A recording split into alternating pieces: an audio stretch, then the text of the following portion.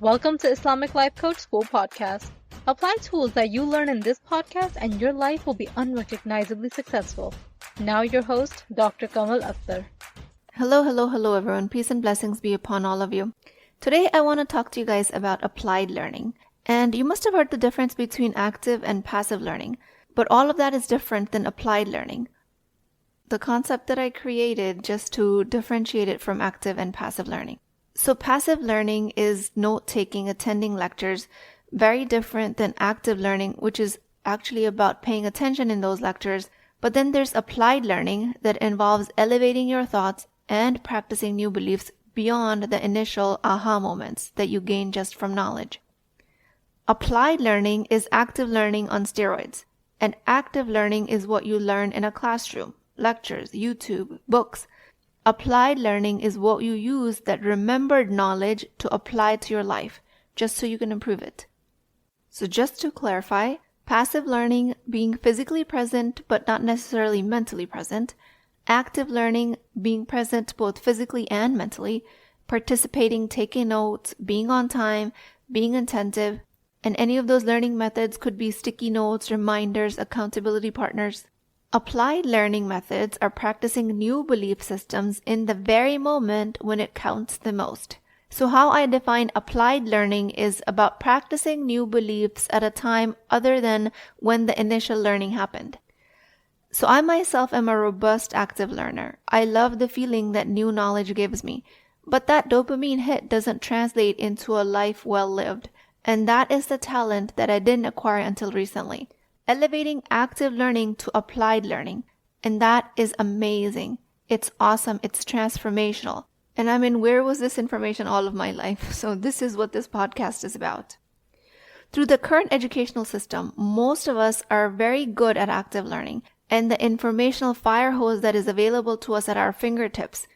The monumental amount of active learning that you can do just from the devices in your hands. Because active learning that requires a little bit of attention is very achievable for many of us. But let's cross over to the side of applied learning.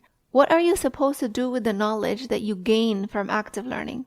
You're supposed to use it to achieve your goals, to improve your relationships, to gain a higher level of spirituality, to obtain financial freedom, to get married. Most of us engage in active learning because we want to achieve some goal.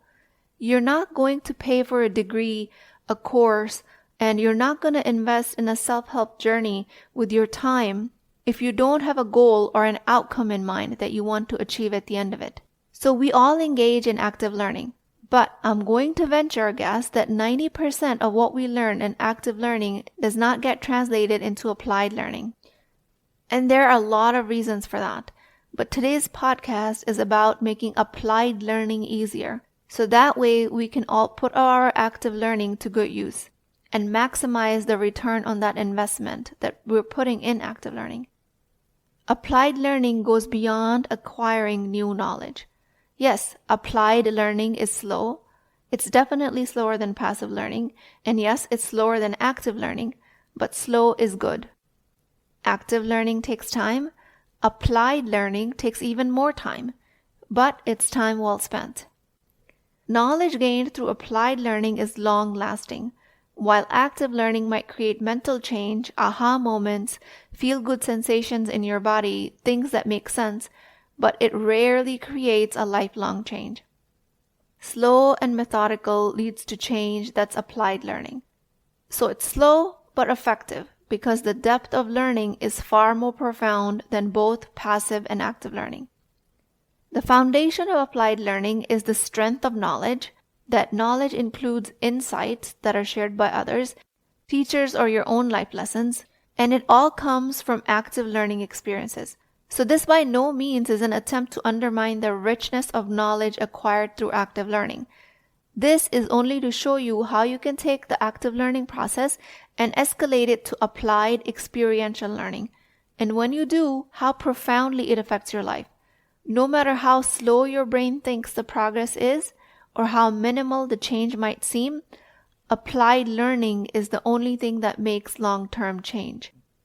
The downstream effects of applied learning are far, far greater than a ton of active learning you can do today. So now I'm going to point out some stages of applied learning that might be recognizable to you because you've gone through them in your life. I'm just pointing them out here so you know that this is a replicable method.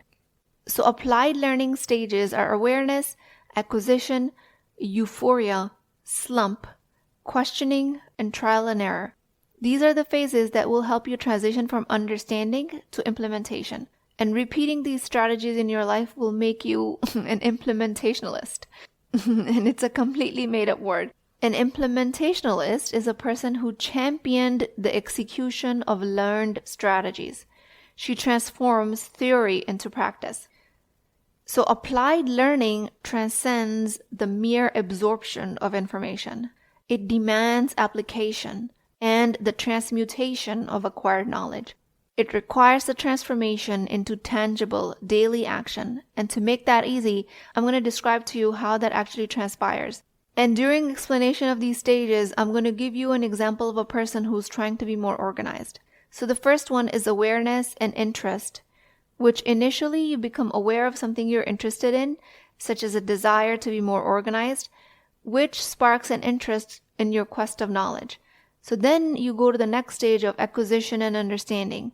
You learn the necessary concepts, maybe from a self-help book that tells you all about the detailed organization techniques. At this stage, you've gained a very good theoretical understanding of what needs to be done. Then is the stage of euphoria, because when you understand these new concepts, you feel a surge of enthusiasm. You're optimistic about implementing these strategies and actually transforming your life. You feel like, yes, finally somebody understands what I'm going through. Finally, somebody has a name for what I'm experiencing. And this is a classic aha moment.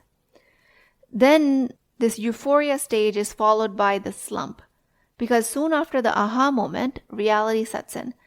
Despite your newfound knowledge, you open your fridge, your kitchen cabinet, or you look at your office, only to find chaos. This dissonance between knowledge and reality creates a slump, where you start to question the effectiveness of what you learned. When it's not the learning that's ineffective, it's the application. If you're questioning why whatever you learned doesn't work in your life, that's a sign that you're in a stage of slump after active learning. After this slump, we go into the stage of questioning and doubting, because doubts creep in about why the organizational techniques that you learned aren't working in your life. I mean, after all, you learned how to prioritize, delegate. You learned everything about planning, communicating, starting all the way from goal setting to visualizations and everything in between. But it just doesn't work. Is it the method? Is it you? Who or what is broken here? That's the stage of questioning and doubting. This questioning is a natural response when knowledge alone doesn't lead to a meaningful change. But how you engage in this questioning is what will make this active learning into applied learning. And this is where most of the true applied learning falls off. So the next stage becomes the implementing of change. For example, after reading about organization, you decide to maintain just an organized drawer. You start small, committing to keeping your makeup tidy after each use for a week. But soon after that, you say to yourself, what's the big deal about keeping one drawer organized? I mean, look at my office, look at the garage, look at the kitchen. It will only truly matter when I can keep these places organized. These micro-criticisms of yourself are why active learning never transforms into applied learning. Because before behavior changes, there needs to be a change in your thought patterns. And this is the most important stage. I mean, this is what makes or breaks your hours of learning. The 300-page book that you read, the master's in clinical psychology that you got that used to help others, but you can't seem to turn that learning into helping yourself. All of that is because of this stage. This stage depends on how patient you are in implementing, creating small change, and then not diminishing yourself or the method for the small change that you created. This stage in applied learning is about changing detrimental thought patterns into beneficial ones, because if you previously engaged in self-sabotaging thoughts, such as self-judgment or doubts about your ability to stay organized, those are the ones that need to be addressed first. So for example, instead of thinking, I'm always so messy, because in that moment when you're staring at your messy office, your brain will have a tendency to present to you, I'm so messy. And in that moment of this thought is when applied learning matters. In that moment, shift your mindset to, I'm learning to be more organized every day. I'm not going to criticize my approach of keeping one drawer organized at a time. Because this non-punitive approach is what creates a positive self-view, and that's what reinforces your ability to change. That's what applied learning is. Practicing a new belief at a time other than when the initial learning happened. Because with self-criticism, this reinforcement breaks. So this positive self-view, no matter how small the change seems, it helps you create consistency. With awareness of your thoughts and shifting them from self-criticizing to self-accepting, without that, you will not be able to create a behavior change that is at the essence of applied learning. Habit formation only follows your consistent ability to self-evaluate without self-hate. Applied learning involves changing detrimental thought patterns that then allow you to implement incremental changes in behavior. You cannot create consistency in small changes if you're always punishing yourself for how small the change is. Insights gained from trial and error is worth $1 million. And that's because applied learning is not a linear process. It requires you to continually assess the effectiveness of your thoughts and actions and make adjustments as needed. Small changes in behavior will accumulate into big changes over time. That's when there's a higher chance that one organized drawer will turn into an organized dresser, that will turn into an organized bedroom, that will turn into an organized office, and so on. You get the point. This is the basis of creating lasting change. This approach is what turns theoretical knowledge into practical skills, taking the learning process from being active to profoundly transformative. The pace of applied learning is slower because the depth of change is immense. If active learning takes days to weeks, then applied learning might take months to years just because of implementation. The next example I want to give you has to do with creating your body safety. How can you use the applied learning method to learn to use your body to self-regulate? So human beings are always introspective, even if they're not aware of it. We're always subconsciously taking cues from our body that is giving us information of safety and danger. We are always registering this information with some sort of mental bandwidth. The only time you're not introspecting is when you're watching a very engaging movie, and it's hard for you to break your attention away from that. Other than examples like that, you're mostly in a state of subconscious introspection. You're turning inwards, finding out what state your body is in, and reacting to it. Because that's where the problem is. We're not engaging in the information with awareness. We're mostly just reacting to it. So for me, applied learning involves understanding what my body feels like in a moment, and that's what I've used my applied learning for in myself. So you've recently learned about the concept of self-regulation in my podcast. It would look something like you becoming more attuned to your own reactions, you turning into your body and mind, making sense of the signals they're sending you, and consciously deciding how to respond. So applied learning in this sense, first you start noticing the subtle cues your body gives off, like whether you feel calm or tense, at ease or on edge. And in those moments, you decide to choose your reaction. It's like having an ongoing conversation with yourself, even when you're not fully aware of it. This is your body's way of communicating with you, giving you clues about your well-being. So you engage in applied learning so that instead of just reacting automatically to your body's signals, you take a moment to pause and reflect. You ask yourself, is there an actual risk to my safety? Or am I just feeling like there is a risk? Feeling like you're at risk is not less real than the other. But feeling under threat without an actual threat can be addressed without drastic measures. Most of the time, what I'm finding to be unsettling in my body is nothing actually dangerous. The unsettled feeling in my body might be just that I'm afraid that my kids won't be steadfast in Islam, or they won't find stable jobs, or they'll face harassment and discrimination because of their faith. This fear and stress of future feels unsettling in my body. The passive response would be that I react to this fear by further propagating the stress onto my kids. Applied learning here would require being curious about the sensations of stress in my body and asking what is actually true here. Is what my mind presenting me the absolute truth?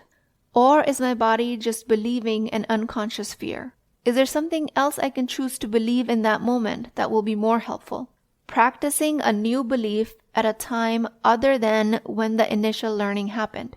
We are using applied learning to get better at understanding our body's cues. So again, you learned about self-regulation in my podcast. You apply that information to yourself without self-judgment in a moment when you feel dysregulated. When you feel a knot of worry in your stomach about your kid's future, while that might be a natural concern, just find out if it's based on facts or fears. Applied learning is towards not reacting to this knot in your stomach, rather responding to this concern, choosing your response. You challenge those anxious thoughts, asking yourself if they're really true and if stressing out will actually make a difference here. Next, you consciously choose how to respond rather than letting stress take the wheel. You decide to create a new pattern. Maybe it's through grounding techniques like deep breathing or positive affirmations. Or maybe it's about reaffirming your perspective, focusing on what you can control rather than what you can't, focusing on educating your kids, making dua to Allah to keep them steadfast and to protect them from harm. Over time, this practice is what becomes a habit, a new way of engaging with life's uncertainties. This is applied learning when it comes to self-regulation. So in review, the stages when it comes to applied learning is interest ignition, which is beginning by creating an interest and understanding and mastering of the art of self-regulation for body safety. Then there's acquisition and absorption, where you learn more about self-regulation through resources like my podcast or articles, where you're absorbing knowledge about interpreting body signals and how to respond effectively. Then you'll have initial excitement, where you'll feel enthusiastic and motivated as you dive deeper into the concept of self-regulation, excited about the potential of personal growth and well-being. Then you might fall into a slump where you encounter some challenges, because when you have doubt as to how to apply these techniques, you will face moments of uncertainty, discomfort, unfamiliarity, confusion, and that's all okay, as long as you don't judge yourself for them. Because through that, you can challenge your automatic reactions and beliefs and rewire thought patterns through evaluation. Shift your thinking, replacing anxious thoughts with constructive, empowering beliefs that are about your safety and well-being. Then action implementation is when you apply self-regulation techniques in real-time situations, consciously choosing how to respond to body signals with calm and clarity. Applied learning with self-regulation, or with anything for that matter, is about practicing a new belief at a time other than when the initial learning happened. Or let me describe an example to you that's a little bit more tangible. Like if you want to learn swimming. So in the acquisition and understanding phase, you find yourself standing at the poolside, intrigued by the idea of mastering the water. It's always been your lifelong goal. You might gather information about swimming techniques, safety precautions, and you might feel really good about this knowledge. And you'll have a surge of determination to go in the pool and conquer your fear. With the initial euphoria, you will feel a rush of exhilaration. You will be filled with optimism, excitement, envisioning yourself having an effortless swimming session. But then the slump might hit, because when you go in the water, it feels different than what you imagined. Doubts come to surface, and you find yourself struggling even to stay afloat. That's when the questioning and the doubting creeps in. You reflect on your journey. Why is it so hard? How can I let my fear get to me? Is swimming really worth the effort and discomfort? And you're constantly going back and forth, tackling these levels of uncertainties in your mind. So that's when changes in the thought patterns come into play. You remember that applied learning requires shift in a mindset in the moment. So instead of focusing on your limitations, you choose to focus on your potential for growth. Yeah, you might have not learned to even stay afloat on your first session, but at least you got in the pool. Because that's what implements change. Arming yourself with the new mindset, you return to the water with renewed purpose. You start small, practicing basic strokes, starting in the shallow end of the pool, and never criticizing yourself to the extent that you don't come back to the pool. True applied learning is a journey of self-discovery and transformation. You can engage applied learning when you want to buy a new house, but every time you think about this goal, you fall into thought patterns that I can't afford a mortgage. Engage applied learning when your mother-in-law self-invites her whole family to your house for your husband's birthday party, comes over a day ahead of time to comment on the contents of your fridge, gives you unsolicited advice on what you should and shouldn't be serving. Applied learning in this case is breaking away from your old self that cannot create clean, respectful boundaries. Engage applied learning to break your old patterns of despair every time you check your bank account. Instead of falling into despair, practice an abundant mindset that you might just have enough money and resources to break out of scarcity. Use applied learning to retrain your brain on how to react to your past, because you can't change your past. You can only change the way you think about it. The reason you want to change the way you think about your past is to change your future. In all of these scenarios, applied learning is a phenomenal process, my friends. It has profound implications, and I hope you learn to engage with it. With that, I pray to Allah subhanahu wa ta'ala, O Allah, grant me the wisdom and courage to apply all of the knowledge that you've bestowed on me. Grant me the strength to challenge my doubts and transform my thought patterns. Bless me and all of us with patience and resilience to implement small changes, especially when progress feels slow. O Allah, we only ask for your blessings and mercy in each small step forward that we take. Make our applied learning a source to lead into lasting, meaningful change in this world that also translates into success in the next world. O Allah, I place all of my trust in your wisdom. Help this ummah unlock the door to a brighter, more fulfilling future. Ameen ya Rabbul Alameen. Please keep me in your du'as. I will talk to you guys next time. If you're interested in getting coached by me, I'm offering a very affordable opportunity to do that with Wisdom Wednesdays. This is not a course, not a lecture. This is an opportunity for live coaching, real change with Islamic adab and etiquette. You do not need more information. You actually need a space to create change. At $19.99 a month, which is the price of takeout dinner, you as a Muslim woman will create confidence, intimacy, and connection without shame or fear of judgment, because your privacy is my highest priority. So join at www.islamiclifecoachschool.com, resources, Wisdom Wednesdays. I'll see you inside, inshallah.